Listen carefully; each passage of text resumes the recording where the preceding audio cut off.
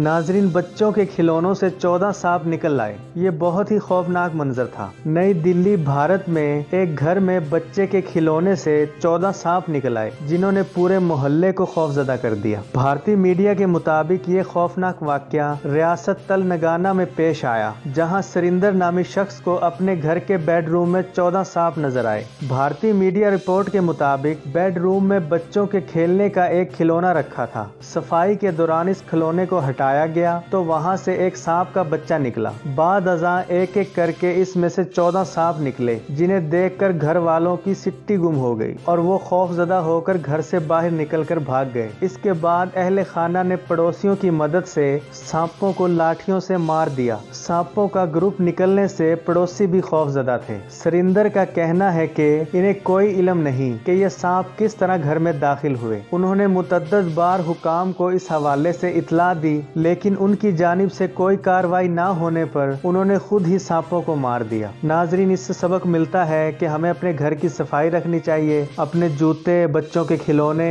Bed वगैरह के नीचे सफाई अच्छे से करनी चाहिए, ताकि ऐसा मामला ना हो, क्योंकि बाज़ औक़ात बच्चे ज़मीन पर खेलते हैं तो उनके साथ कोई हादसा न पेश आए। हमें अपनी एहतियात लाजमी करनी चाहिए।